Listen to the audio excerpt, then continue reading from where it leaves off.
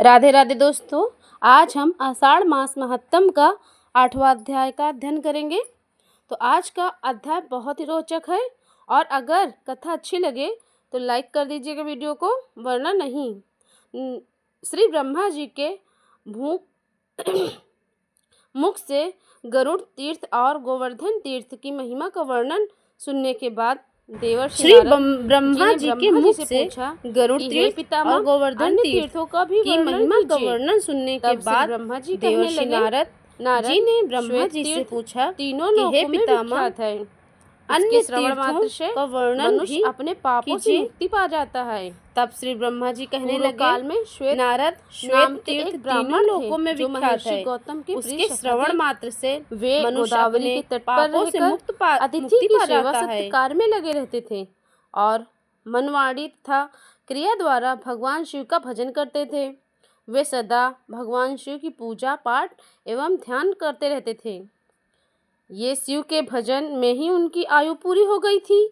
तब यमराज के दूत उन्हें ले जाने के लिए आए, परंतु नारद जी वे ब्राह्मण देवता के घर में प्रवेश नहीं कर सके। तब ब्राह्मण की मृत्यु का समय व्यतीत हो गया। तब चित्रक ने मृत्यु से पूछा, श्वेत काल का जीवन समाप्त हो चुका है, वे अब तक क्यों नहीं आया? तुम्हारे दूध भी अभी तक नहीं लौटे। ये ऐसा होना उचित नहीं है। यह सुनकर मृत्यु को बड़ा क्रोध हुआ। वे स्वयं ही श्वेत के घर पर पधारे। उनके दूत भयभीत होकर द्वार के बाहर ही खड़े थे, जिन्हें देखकर मृत्यु ने पूछा, दूतों क्या बात हुई? तुम लोग द्वार के बाहर कैसे खड़े हो? तब दूत बोले, श्वेत भगवान शिव के द्वारा सुरक्षित है, हम उनकी और आंख उठाकर भी नहीं दे सकते। जिनके ऊपर भगवान शिव प्रसन्न हो जाएं, फिर उन्हें भय कैसा? तब मृत्यु ने अपना फंदा हाथ में लेकर स्वयं ही ब्राह्मण के घर में प्रवेश किए। ब्राह्मण तो भक्तिपूर्वक भगवान शिव की पूजा कर रहे थे।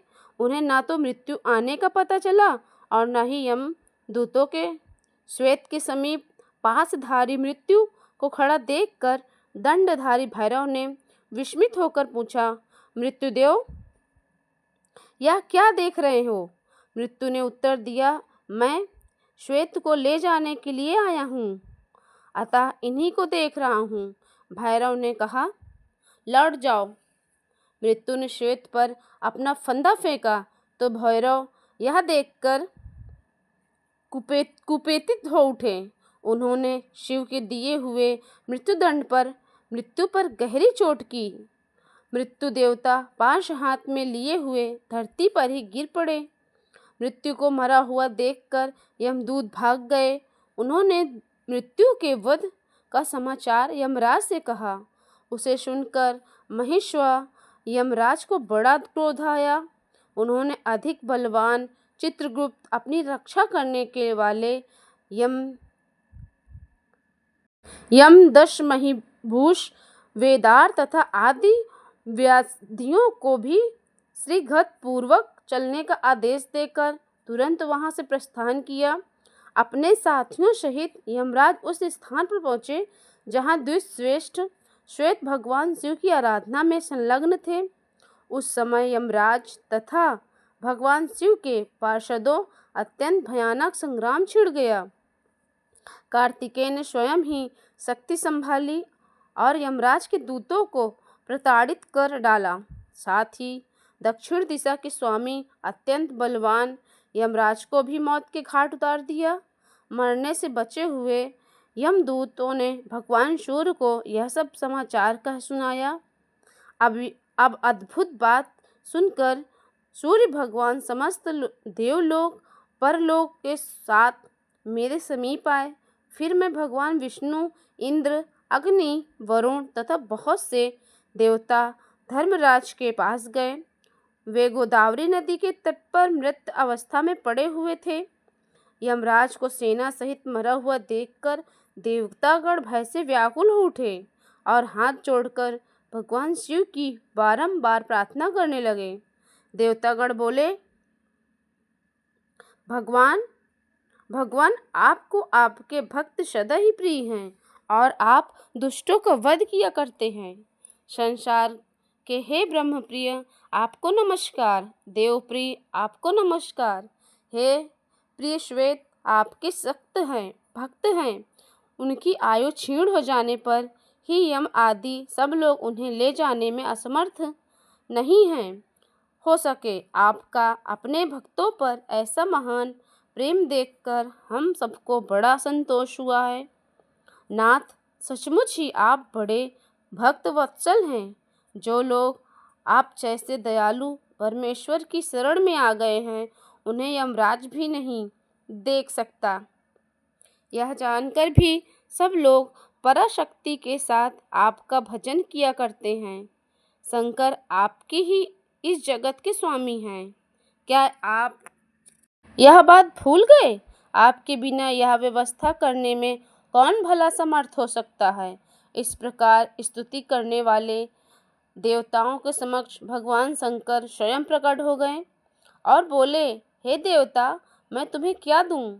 देवता गणों ने कहा, सोमेश्वर, ये सूर्य के पुत्र धर्म हैं, जो समस्त देवधारियों को नियंत्रण में रखते हैं। इन्हें धर्म और धर्म की व्यवस्था में नियुक्त किया गया है। ये लोकपाल हैं, अपराधी और पापी नहीं हैं, अतः इनका वध नहीं होना चाहिए। इनके बिना ब्रह्मा जी का कोई कार्य नहीं चल सकता। इसलिए सेना और वाहनों सहित यमराज को जीवित कर दीजिए। नाथ, महात्माओं के सामने ही हुई प्राचीन प्रार्थना सफल की होती है, वे कभी व्यर्थ नहीं होती। भगवान शिव भोले, देवताओं, मेरी बात सुनो। जो मेरे तथा भगवान विष्णु के भक्त हैं, गौतमी गंगा का निरंतर सेवन करने वाले उनके स्वामी हम लोग ही हैं। मृत्यु का उनके ऊपर कोई अधिकार नहीं हो। यमराज की तो कभी उनकी बात ही तक नहीं चलानी चाहिए। यद्यपि आदि के द्वारा उनका प्रभाव करना कदापि उचित नहीं है। जो मेरी शरण में आ जाते हैं, वे तत्काल मुक्त हो जाते हैं। यमराज को तो चाहिए अपने अनुचरों सहित उन्हें प्रणाम करें। बहुत अच्छा स्वामी। सभी देवताओं ने भगवान शंकर जी की बातों को अनुमोदन किया। तब भगवान शिव ने अपने वाहन नंदी से कहा, नंदीश्वर, तुम गौतमी का जल लेकर मरे हुए यमराज आदि के शरीर पर छिड़क दो। आज्ञा पाकर नंदी ने यम आदि लोगों पर गोदावरी का पावन जल छिड़क दिया, जिससे वे जीवित होकर उड़ बैठे और दक्षिण दिशा की ओर चले गए। गौतमी के उत्तर तट पर सभी देवता ठहर गए और देवार्षि देव महेश जी की पूजा करने लगे। उस समय वहाँ 1,12,000 तीर्थ एकत्रित हुए। इसी प्रकार गोदावरी के दक्षिण तट पर 30,000 तीर्थ एकत्रित हुए। यही श्वेत तीर्थ का पवित्र उपाख्यान है। जहाँ मृत्यु देवता मर कर गिरे थे, वह स्थान मृत्यु तीर्थ कहलाता है। वहाँ किया हुआ दान स्नान सभी पापों को नाश करने वाला है। उसके महत्व का श्रवण, पठन एवं कथन, स्मरण अंतकरण के केवल को धोने वाला एवं सभी लोगों को भोग तथा मोक्ष प्रदान करने वाला है। इसके आगे शुक्र तीर्थ है, जो मनुष्यों को सभी प्रकार की सिद्धि देने वाला है। वैसे भी पापों को शांत करने वाला, सब प्रकार की व्यवधानियों का नाशक है। इस तीर्थ का वर्णन आप अगले अध्याय में सुनेंगे। तो बोलो नारायण नारायण, हरि हरि।